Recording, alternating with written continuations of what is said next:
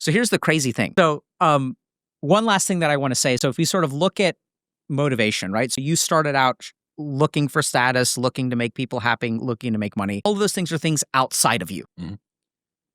So a lot of people struggle with, because they reach this point, especially in the quarter life crisis, where they kind of feel burnt out. They don't feel motivated to chase these things anymore. It's not fun anymore. And then they start to ask themselves, how do I get internally motivated? There's all the stuff that I want to do, but how do I do this stuff? And they really struggle because they can't seem to get internally motivated. So here's the crazy thing.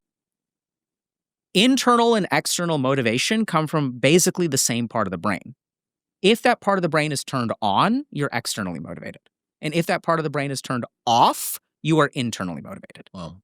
So there's like the dorsal ACC, and there are a couple of other parts of the brain that literally, like the same circuit, basically your motivation is flipped into one mode, external or internal. Mm-hmm. And what really confuses people is that if I'm trying to make everybody happy at work and my brain is flipped into an extrinsic motivation, if the switch is flipped up, that brain I'll bring home with me. Mm-hmm.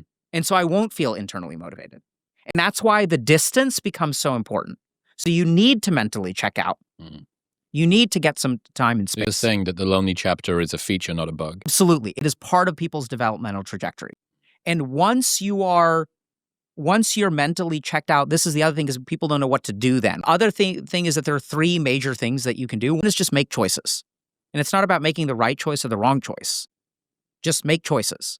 You decide in here. It doesn't matter what you decide. There's no right or wrong. What you're really trying to do is activate the part of your brain that exercises agency. Mm. And then that part of the brain, now that you're used to exercising agency, you'll start to exercise more agency in life. Choose. Second thing that you need to do is stretch your capacity. So whatever, this is where if we look at work, what do? We try to work just as hard to get what we want. Mm. We're not actually usually actively pushing ourselves. And so what we want to do is actively push ourselves, stretch yourself in terms of what you're capable of. Mm-hmm, mm-hmm. It's not about meditating 10,000 hours. Don't focus on the goal. Yep. Focus on the here and now and what more can you do today? Mm-hmm, mm-hmm. Can I do 5 minutes more of meditation? Mm-hmm. Choices, stretching. Yeah, choices, stretching. And the third thing, this is the hard one, relatedness.